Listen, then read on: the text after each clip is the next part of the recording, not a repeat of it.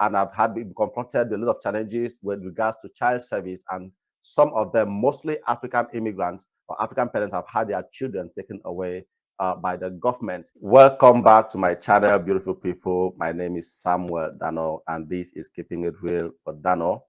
If you're a returning subscriber, thank you very much for subscribing and for sticking with us. And if you're just seeing this channel for the first time, please subscribe to the channel. Today, we'll be continuing with the part 2 of the conversation we started earlier this week on childcare, child service, and family life, the reality of living in the UK. Now, in the UK, there are systems that protect children from that protect children and ensure that they are safe, they're not being exploited, and they are not being neglected, even by their parents, which is something strange from what we have back home, where you treat your children the way you like, and government more or less don't have a say on what you do with your children. But here, children are actually seen as very important assets, I would say, and a lot of systems are put in place to protect them, even from their own parents. And that has actually, in most cases, put a lot of African immigrants, at the edge of the law, and some of them have had their children taken away from them on issue bordering on neglect, abuse, and things that the system believe is threatening the safety of those children. And that is what we want to talk about today. For many of us, many of you who are still back home and thinking of coming to the UK, this information will help you to get your mind prepared and also help prepare you mentally and psychologically before you move to the UK. And again, we have two guests who were in the part 1 of this conversation, and we are here to talk more about this. So I'll be introducing our guests into the studio, and we'll continue with this conversation. All right, so we have two guests here. If you watch the part 1 of this video, you would have seen this beautiful and handsome face here. And if you haven't watched it, please, I will recommend you go back and watch it so you can follow with this conversation. So I have in the studio here two guests who will introduce themselves again for those who are watching this for the first time. Hello, viewers. Once again, my name is Bernardo Gabo. Like I said in the part 1 of the video, I've been in the UK since 2019. I have 2 children and I happily. Hi, everyone. My name is Glory. I'm a mother of 1. I'm happily married. Now, being parents, I know you are very much aware of the issues of child service, because I'm sure at some point you may have interacted with officials and maybe with other parents who have had 1 or 2 encounters with child service issues. So I will start with Mr. Ben. Do you have any idea, or have you had any encounter or any experience on issues relating to child service? Well, not as a person. I understand the implications of having a criminal investigation with the UK government with respect to child service. Basically, they call it Section 47. If you just type Section 47 UK, you'll be able to find out the procedures and the steps that are taken if they feel that though your child or children are being abused, and is taken care of by a society called National Society for the Prevention of Cruel, NSPCC.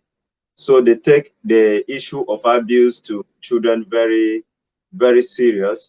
And these things that they call abuse, actually for Africans, is just discipline for most of it. It starts with, how do we call it, health visitors. When your wife is pregnant, you have a midwife. During antenatal, they ask you close questions like that. When the child is giving birth to, they have to appoint you a health visitor to come to the house. They look at how convenient the place is, ask you questions, the living conditions. Sometimes, if you are living in a space, they just expect that some part of the house should be barricaded so that the child will not fall off at once like that. So, in the process of talking to you, they'll try to see if any of the grown-up children you have, they look like they are abused. And let me now mention these things that they call abuse. There's a difference between time out and abuse here in the UK. Time out is when you tell the child go to bed because you misbehaved. Abuse is when this child is consistently isolated from other children because you want to traumatize the child. you abuse a child financially, as they call it. You deprive the child of financial needs, take the money that the child has. In fact, when we say children from 0 to 16, they can still report you as having been abused. You belittle them before their friends and colleagues. You beat them physically, like we call spanking in Africa. All these things are categorized as abuse. So far, I hear cases of children being taken away from people. It is it comes in different ways. Uh, Either the officials discover you and decide to deal with you. By the time they reach second year in their primary school, they're still telling them about the rights that they have, and they give them phone numbers of you know uh, government officers. Say, if you feel abused, if your parents do this and that to you, go ahead and call government officials. That is how most persons have entered a lot of challenges here in the UK. So that is what I can share so far. This point about issue of child. Oh, thank you very much. So I'm going to go to you, Glory. From the point of when you were pregnant, so up to the point where you gave birth, have there been any time where there have been anything like that, like the child service involved in anything, like in terms of asking you about your own personal safety or that of your child? Yeah, thank you very much for the question. I've had experiences with child services here in the UK. Um, the experiences I've had with them was regarding my child. So basically, what happened was my baby was, with me, but I had to quickly run out to do something. And seeing that I didn't know my baby could crawl at that point, I just left him quickly to get something, and he crawled and picked up my earring, and then he swallowed it.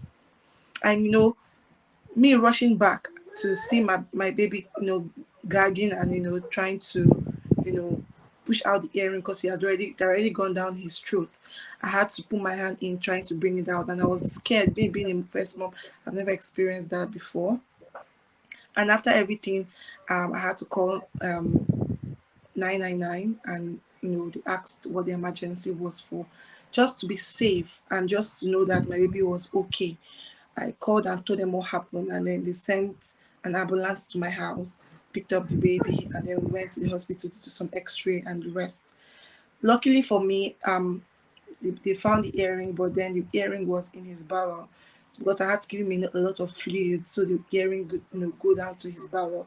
And then after everything, they advised me and told me, babies are they're very fast at this point. I need to be very careful. Because I had to explain to them that this was what happened. It wasn't an intentional act. But the way this social service the way they are, they would actually put down notes, open cases, and the rest. So luckily for me, when I told them everything, I took my baby back home, and the baby actually pooped out the earring. But not knowing this social service actually opened a case. Now, I know why I'm actually bringing up this story, because most of us we actually don't know that these are the things we need to know as immigrants in a country that is not ours. I was able to explain to them. I wasn't scared because I know that they're not going to take my child from me. I had to explain to them what really happened, and I was not shaky. I was not lying about what happened. I was very very transparent, and I came plain and clean to them. And when I explained to them, the lady was like, but the ambulance operate operator said that the baby was choking. I said my baby never choked. The baby was gagging. There's a difference between gagging and choking. He wasn't choking. He was only gagging because obviously a foreign object went through his throat. After explaining to them, they said, okay, they're going to close the case. Well, because this is like the first time, but I should try and be more careful with the baby and all that. What am I trying to say? With this experience, now I know I need to be more vigilant. I need to be more careful, knowing that, oh, this child is is a baby and he can actually be fast. He never know what children can do. But we as immigrants, we also need to be very careful, because in this country we've heard so many cases as parents, children being taken away from their parents because of child neglect, or and child abuse, or the rest. I never abused my child, never neglected him. It was just an accident that can happen to anybody. But we need to be very careful with our children. We need to be careful in order for us to have a very good record, and for them to know that we are able and capable of taking care of the children. You don't want a situation where they'll come and then see you as incapable. So you have to be very careful in terms of looking out for your child and making sure that they're in a safe environment. Thank you. Okay, thank you. Okay, I want to throw an open question to both of you. Either of you or both of you can respond to this. Now, in Nigeria, there are some things that we do to our children, and they are termed discipline. Now, according to the UK law around child service and child protection, what are these things that a parent can do to a child that is seen by the UK law as a neglect, as an exploit, as child abuse? So, what are these things that parents can do that may put them in trouble and are judged as these things, neglect, exploit, or whatever? Let me start with Mr. Ben. Okay, thank you. I think the example that Glory gave is already it gave a perspective. It now made me to remember something. When we talk about issues pertaining to children in the UK, they are of two ways. One is neglect, and the other one is abuse. So the issue of neglect is when, out of what they think is the carelessness of the parent, the child is susceptible to harm. Allowing the child run to the road. I was talking about putting barricade where they are said that the child does not come out. Putting a younger child in a cot bed so that they will not come out. Putting them in a strapped chair when they sit high. Those ones are the things that if you do not do well, they don't take their bath properly and stuff like that. That go to nursery, they can feel that after they see the child consistently dirty, the clothes are not changed and stuff, they feel that those things are neglect. They can report you to social services. But when it comes to abuse, we beat our children just to put them in shape, to make them behave well. But here you don't beat any child. And for those that are even grown, the ones that you scold and say don't do this, you can rebuke a child and say don't do this next time. But when you talk in a way that they believe is psychologically demeaning to a child, and the child goes to say that you are belittling them, you talk down on them consistently before their friends, they feel that you are deliberately trying to break their will. In fact, it is a grown up children that like from 12, 13 upward that can go report to the social service. Those are the ones that easily get taken away from parents when it comes to abuse. Then the smaller ones, they are the ones that can easily be taken away when it comes to the issue of neglect. So that is what I can say so far, and I think that Glory can make her job. Okay, before Glory step in, Glory, while you're talking about this, I would like also you to also try to tell us where we can draw the line between discipline and abuse when it comes to the UK law, especially taking into cognizance the fact that many of us in Africa, there are certain things we do to discipline our children. So here, does this child protection and abuse thing, does it mean that as a parent you cannot discipline your child? And if it allows you to discipline, where do you draw the line between abuse and discipline? So the issue here is that when you say discipline, you are allowed to discipline your child, but you can never and should never beat a child. That one is a capital no. Don't even try it. Don't beat a child, because that one is considered as physical abuse. And I have said when it comes to discipline, there's what they call timeout, which they even do to them in school. If a child misbehaves, they feel that if they secluded that child from the other children and take the child to a separate place to stay, 2 day or even say 1 to 2 hours, that child will be remorseful and come back and make things right. They even make the child to apologize to other children. That is what they expect you to do at home. And then apart from time out, there's what they call conscientization. You conscientize a child, talk to them, softly and stuff like that. And they believe that those approaches, they work more for children than having to beat them physically, depriving them of food or necessary comfort and emotional support because you feel that they have gone against the grain. So Glory might add something more specific to that. Yes, Glory, over to you. Yeah, I agree with Bernard. What actually I know about that is they put the children in the naughty corner. They call it the naughty corner. So the naughty corner is basically where the child will be excluded from other children and put in a particular place where they will be there for a few hours. But like in this country, most Nigerians will always say they would still flog their child, and and nothing would happen. But in a country where there are laws, we need to abide and obey the law of the land and all that. We need to always be very, very articulate, especially when it comes to children. Um, Most of my friends, they say they still beat their children, but this is not right. It's not actually right. You don't beat a child. You don't use the cane or the belt, these things we actually use back home, belt, cane, rope, anything they see, they hit on the child. This is not what is applicable in this place. And we, in as much as we want to discipline our own children, we need to actually follow, what is obtainable here. Because at the end of the day, the child would go back to school and report to their teachers saying, oh, my dad, my mom flogged me, they actually spanked me. And what would be an issue is when they check the child body, because there's what they call a child body map. For every child that is being born, they check the child from head to toe. And so if a child is born with what they call birthmark, there's a body map chart. They actually is in a child red book. So there's a red book for every child. The body map chart is, sorry, my baby is in the background, so try to be very careful.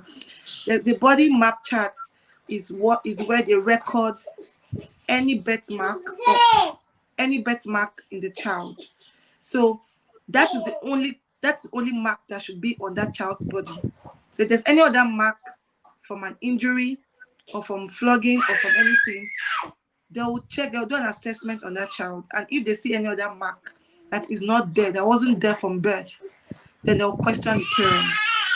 The same happened to my child. My child has had a birth mark, and that was actually written in his body map chart. So if there's any other mark on this baby's body, they'll call me in for questioning. And if I'm not able to give a valid answer on why or what the mark is all about, All sorry. right, thank you very much. Okay, now I will give you a story.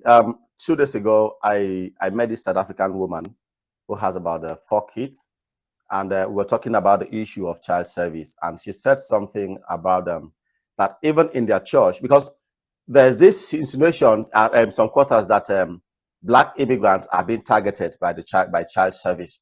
I would like you guys to bear your mind on that. But before then, now this story, the lady was telling me that they were taking it so serious that even in their church, they had to bring in professionals to talk to parents, especially African parents. And she said something that actually struck me. That one of the professionals that spoke with them during the church told them that, look, even when you have issues and you're trying to explain to all these child service people that, first of all, you should not use your hands to demonstrate, like when you're talking and you're moving your hands. That you should, if possible, put your hands and sit on them, and also try to regulate the tone of your voice. Normally, like myself, for instance, I have a very loud voice and a very heavy one, for instance. And as I'm speaking to you right now, speaking now, I'm moving my hands. So, and she's saying that these are the things that are actually making the African parents to kind of come face to face with this issue of child abuse and all of that. But I would like to ask the two of you, do you think that African immigrants or Black immigrants are actually being targeted, or do you think it's our trait or our characteristics is actually the one that is putting us in trouble? I'll start with you, Mr. Ben. I don't think that African parents are being targeted. There's a true statistics that only Africa or majorly African parents are the ones that still flog their children. Yeah, next on that chart is Asian parents. So because they have these statistics, they know where to, even like I'm a professional accountant, so in audit, there's what we call risk-based auditing. So if I get to a company to audit, I don't just go and start auditing every side. I go to where I think that they are greater risk. And that is what is happening with the issue of essential services. The African parents are not being targeted. You just know that the case of beating and neglect is preponderant among people from the African origin, and then people of Asian origin are next in that line. About the issue of tone, I learned that along the line where if you talk to core English people and they start raising their voice, then they get quiet because they feel that you are threatening them. But that could be the regular tone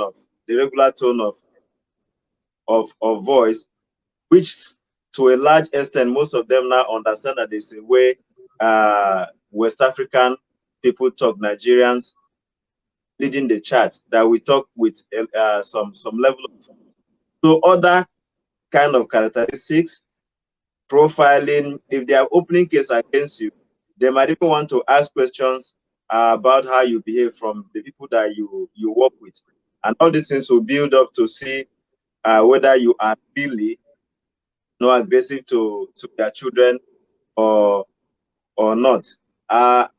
When Glory was talking the other time, I wanted to add that also one of the things, the indices that they use to know whether a child is neglected or abused is probably the level at which the child, I mentioned how a child goes late to school, and then how often do you go late? Does that child go late to school? They start 1-to-1, 1+1, the homework is not being done properly, is being stained and stuff like that. Not that they will report you at once, but those things are there to build cases against you, such that if they open a case against you, they are going to ask those that work with you, they are going to ask the questions from your child's nursery or primary school, the attitude you towards the teachers, how you approach issues when you go to visit them, and all those things. Those things they add up, and they decide how to look at you. But I don't think that Black parents are being targeted. So the cases are more. So anytime they see that this issue is from a Black person, they tend to give it more attention than what they would have done to other races that traditionally don't beat their children. Okay, thank you. Well, I think from what you said, it actually brought something to my mind. I've heard of situations where some African parents will discipline their children. I tell them, if you like, go report. They will take you away, and you will not see mommy again. You will not see daddy again. You'll be alone, and all of that. And because of we Africans, there's a way we tend to bond with our kids, So I think that bond also will not even allow the kids to kind of go and report. You know what I mean? Or speak out. But do you think that is actually a kind of trying to intimidate or psychologically, what do I say, torture the child? Maybe Glory can talk. Well, but meanwhile, while Glory, we are waiting on Glory, I can say, no, I don't think that psychologically torture. One of the things that even these white people that they don't tend to understand is that they don't love our children more than we do, even for those that still flog their children. You are just trying to get the best out of the child because you think that their own children are spoiled because they are not being disciplined. So, but in other hand, they think that you are depressing the child. So, saying things that will put a child on a check is not necessarily a psychological torture, but on the face of it, it's like you are psychologically torturing the child. But I have known two cases so far where two children had to go and report, and these are, they are not Nigerians, they are from Zimbabwe, you know, and the social service got involved. One, the social service took the child away. The other one, the man working in social care had to stand her grounds and say there was no substance to what the child was saying. Probably because of her age and the fact that she's worked in social care for a long time, and how she approached the issue, she was able to talk the social service out of, you know, pursuing the case, and they had to close the case file, you know. Uh, okay, thank you. Now, when it comes to the issue of child service, it's like everyone is a stakeholder because the law encourage even your neighbors to report issues of child abuse, neglect, and all of that, and so on. Now, I have had two cases where I want us to talk about the role of the teachers in this situation, because I have had situation where first of all it happened to one of my friends. You know, he was at work and then the wife went and picked up the child. So when the wife picked up the child, they got to the house. Just by the doorpost, she asked the child to go up the while she goes across the road to buy something. So while the child decided to stay by the door and wait for the mother. So while the child was there waiting, the teacher was driving past and she saw the child and stopped. Before we knew it, the teacher called the police and child service got involved. Now, also while I was working, dealing of course with the young persons in residential support settings, that I have come across a young man who shared the story of how the teacher, they went to school and the teacher saw that one of the younger siblings' clothes were a bit rough, and they started asking questions and instigated the child. The child said certain things, and before you know it, the social service came in, and at the end of the day, the three of them were taken away from their parents and put in different homes. Now, what role do you think teachers are playing, and do you think they are actually their role is positively impacting or contributing to the situation, or they are doing this purposely to destroy homes or separate children from their parents? So the British culture is based on the their subculture, not like the physical one that we see. You've worked with them before, I've worked with them before. They like sleep. That is what a regular British person does. You know, poke notice into people's issue and then reporting. That's what they do. So, like you see me, I kept emphasizing whether your child goes late to or early to school, whether the child's clothes is rumpled and all those kind of stuff like that. That is where the things start from. Majority of the social service cases that are handled in this country is the teacher that trigger some of those things. So they trigger them. Some it is they have substance to it, but most of them they actually know something, and they just deal with it based on the fact that you know they feel. There was a time that they called me and said my child's homework was not done properly. This was in a nursery because if we are not giving the child attention, if we are giving the child attention, even 10 minutes, the child will not our child is smarter than the level of work that our child has turned in. So we are not giving him the needed support. And I was very crossed. And I knew that if I had to say something in that, it was going to be like fire.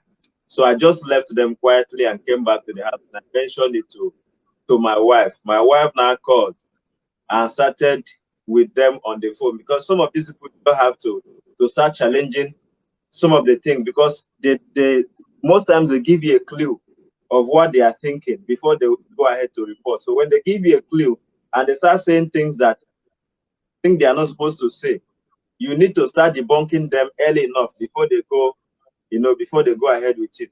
So by the time that my wife was talking to them about why did they think that we are neglecting, they say no, they didn't say we are neglecting the child. Neglect is a strong word and all those kind of things. They just felt that his assignments were not tidy properly and all those kind of stuff. So, but the teachers they rather have a wrong influence, a positive influence, because most of the cases of the people that are involved anyway, because we cannot hear case from one person, but you just find that these are cases that should have been amicably sorted with just correction, don't do this again, rather than invoking the law trumping up the issue beyond the gauge that it's supposed to be. At the end of the day, people lose their, lose their children, and they stay alone. So the bottom line, the children, they get away from you, and then your life is shattered. All right, thank you very much.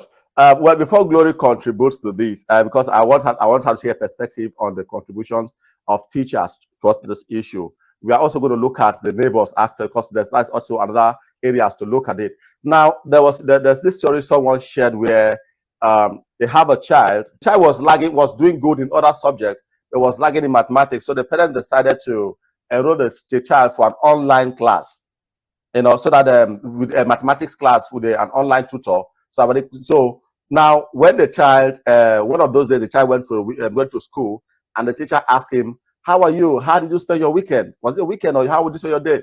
And the child mentioned that he had that he did his stuff, and then he mentioned that he attended an online class with his online tutor, and the teacher was so offended and called the parents that they are torturing this child. How can this child go to school and come back? He will not, instead of them to allow him to do his assignment and rest, they are now subjecting him to another additional stress and work and all of that.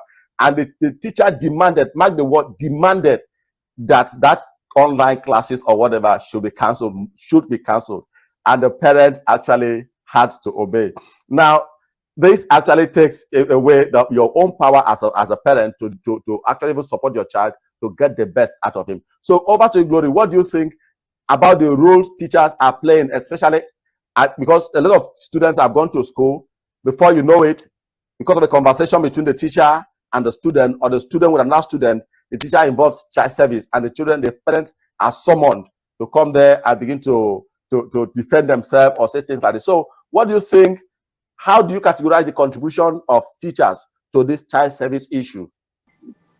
Well, what I want to say is, you know, it's inevitable. You will definitely see children or a child actually reporting their parents um, to their class teachers, and because they actually had been taught in school that they should always open their mouth and express themselves.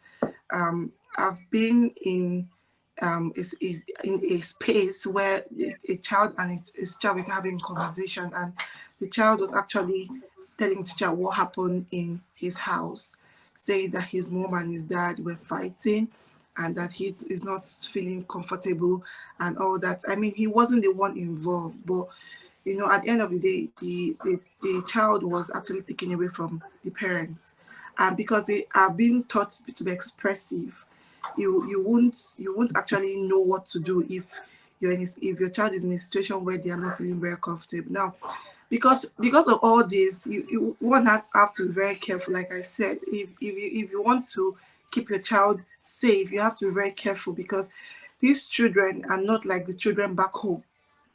Yes, they are not like that. They're actually very expressive. You see a child talking to their mom, talking to their dad. I mean, Bernard can actually attest to this. I don't know if your child could actually express more when they were back home than how they are now.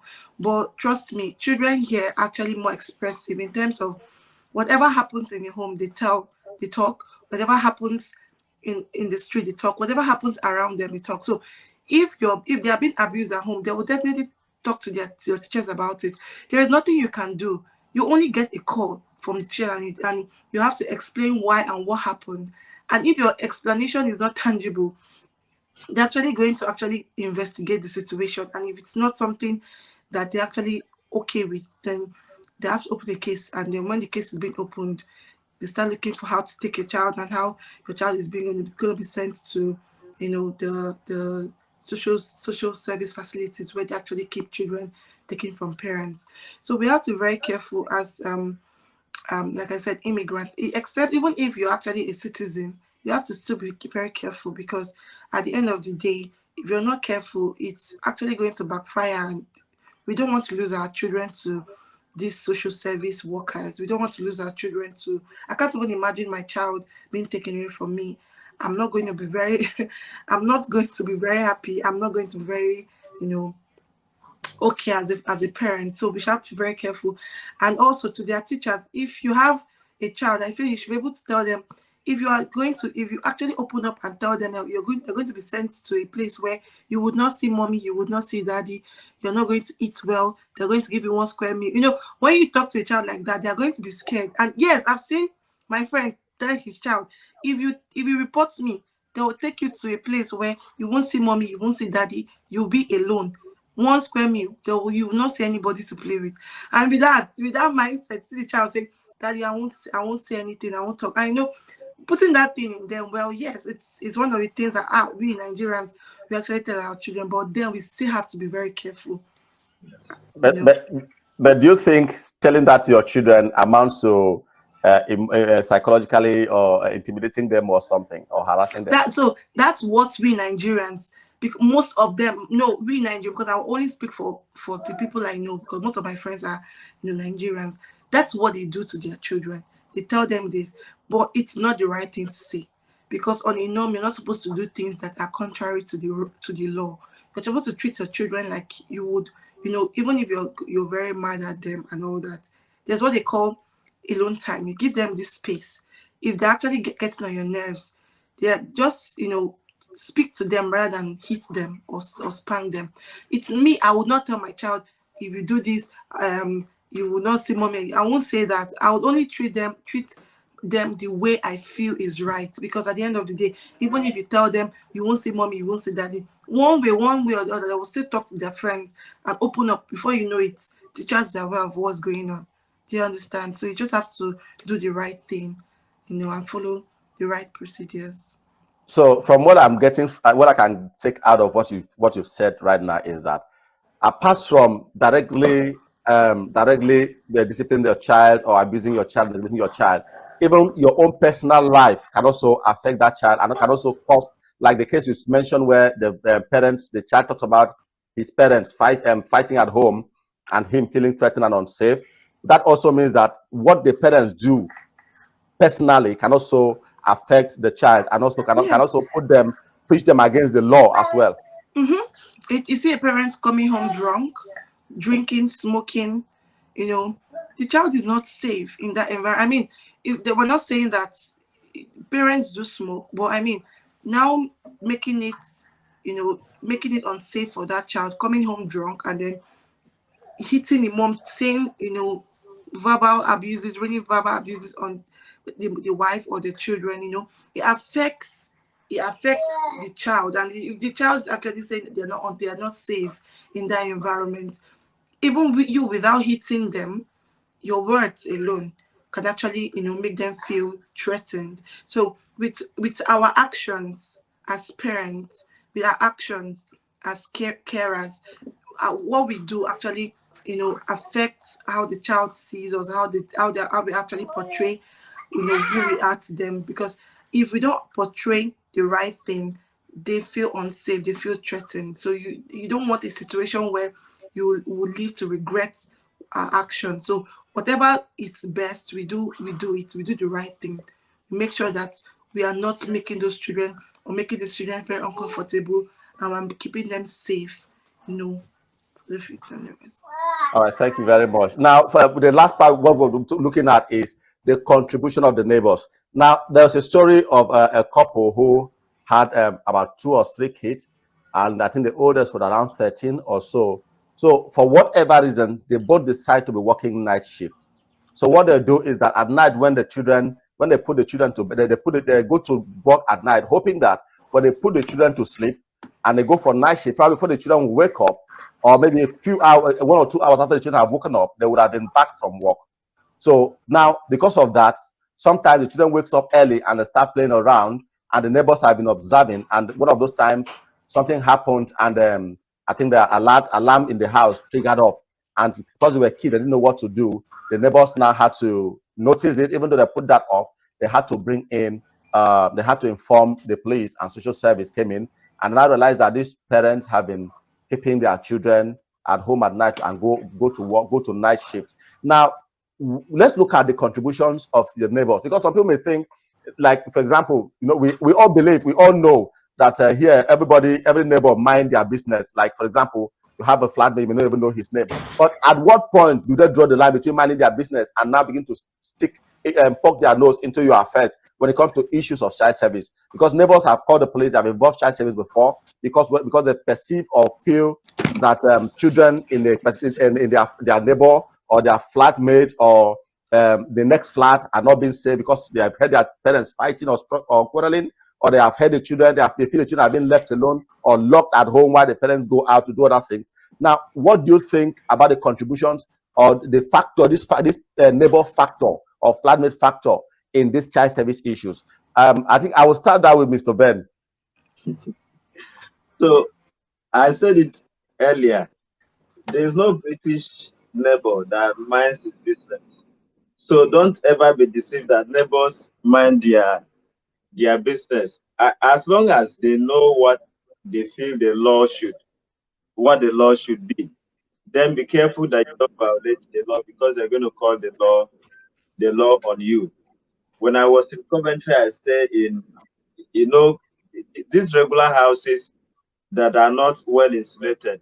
People have conversation. If you stay in a terrace apartment, everything, your conversation, whatever you do, is being heard by the neighbor at the other, and they don't mind their business. When it comes to issue that endangers your own health and their own health, they will call the police on you.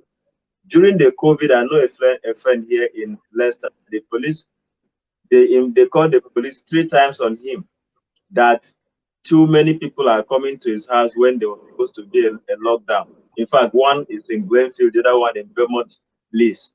They call police on these guys that people are coming to the house to come and visit him. And the other fellow, it was because the wife delivered during the COVID, and people were just coming to provide support. So neighbors don't mind their business unless you stay in like the flat system where we stay now. The houses are pretty much insulated, so not much of what you say can go out of the house. But when you stay in an apartment, of course, you know that the walls are not very high. Even if they are, it's just to prevent your pets from going from your own place to your neighbor's place, or flowers barricading. Every other thing you do, they see, and if they feel that you violate the law on anything, they will call the police on you. The reason is that if they don't call the police, when police find out by themselves and enter that neighborhood to come and pick you, the next thing they will be doing is to be knocking on the doors of those neighbors to be asking questions because they are doing investigation. If you've seen this and you've seen that, and they'll be wondering why you did not mention it if you've seen them early enough. So they don't mind their neighbors strictly when you are not doing the right thing. All right, thank you very much. Glory, please. What do you think about the factor about neighbors reporting and getting child service involved in their neighbors' issues when it comes to child, whether they feel the child is being neglected or is not safe, probably because they had the couples fighting or quarreling or for whatever reason. What do you think? We're in a place where we always have neighbors, especially the nosy neighbors that it's not their business, but they want to make it their business. So, like I said, if you're actually in a situation where you have a nosy neighbor and all that, you have to, make sure and ensure that you keep your business to yourself. What happens in your house, what happens in your home affects you and your family and not people outside. So what I would say personally is, if you're in that situation where there are nosy neighbors, and these are people that cannot keep their mouth shut, you should always ensure that whatever you're doing, make it a private thing. Don't take it out. Don't you know voice it out, because these walls are very thin. You might think it's just you and your family in that space, but trust me, when you make there's some kind of sounds or noise you make, your neighbor would hear. I've been in a house where it was just wood that was demarcating myself and my neighbor. So whatever conversation I'm having with my husband, whatever discussion we're having, they could hear. So you have to just make it a priority to ensure that your family's business remains private.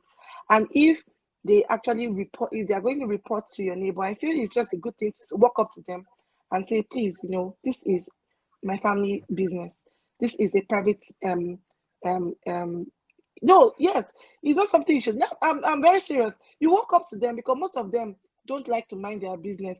And if you feel like you're threatened by whatever they need to say, whoever they are going to call, then I feel for your sanity, you have to walk up to them and tell them, please, this has to do with my family and this has to do, because if you don't walk up to them and tell them this, they feel, yes, it is their right to report.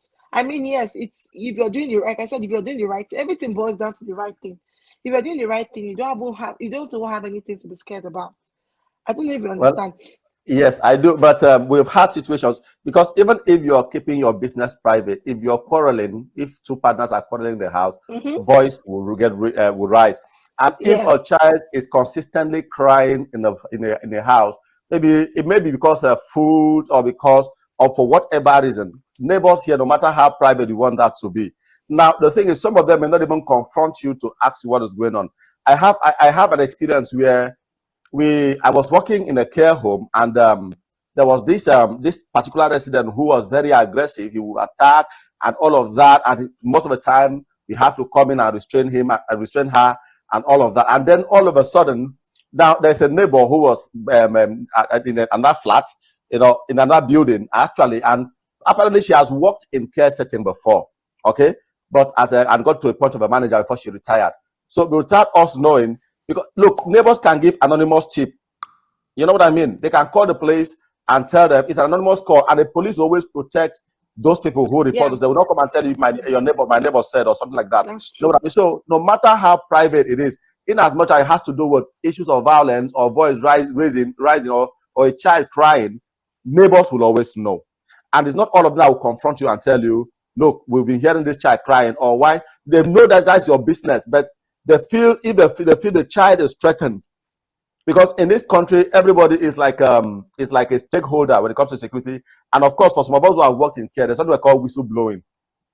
Yeah. In the UK, it is something very important. You can blow whistle anonymously and all of that. So do you think, Mr. Ben, do you think neighbors can actually, even when you meet them and tell them this is my private family life, do you think they will actually listen to that and stay away from your family life? Some of them do, some of them don't.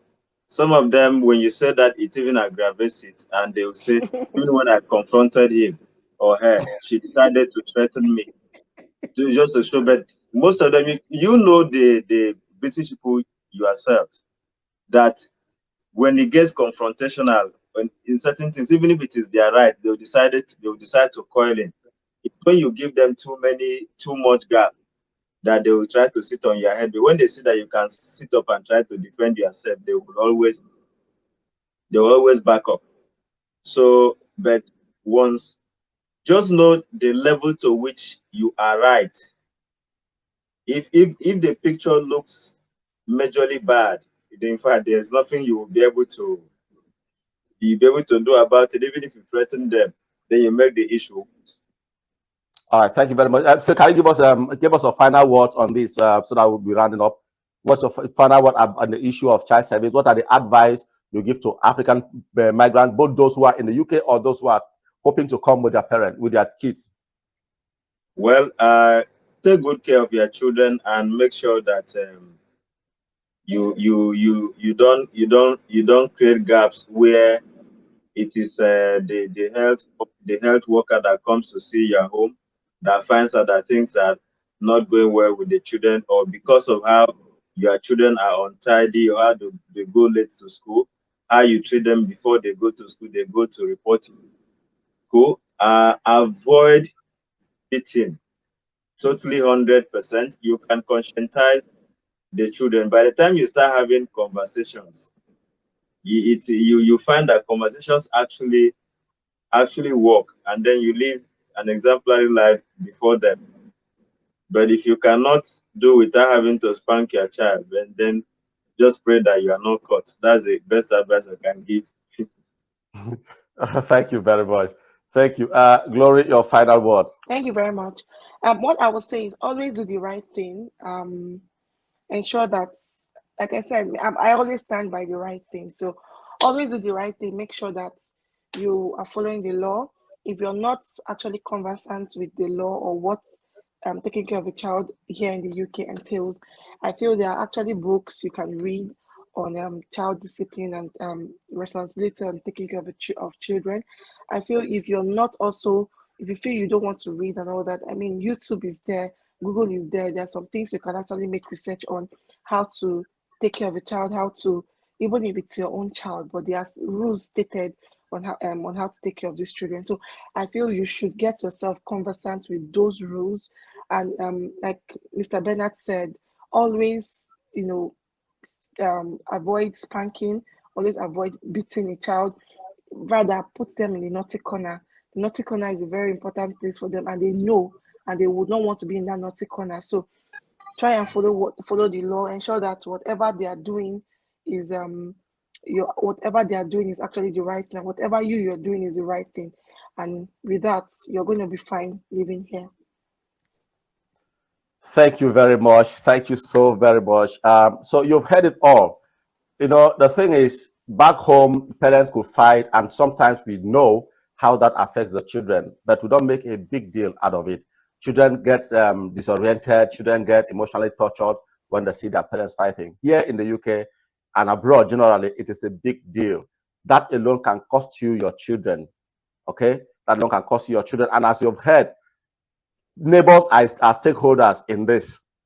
Teachers are stakeholders in this, and even students as well, because even from interaction, your child can go to school and have an interaction with a fellow student who become concerned by what the child have told him or her, and before you know it, they will go to tell the teacher, and before you know it, it gets out of control, out of your own control. Because once the police come in the case of that my friend, when the teacher called the police, they could not even allow the wife to go in and meet the children.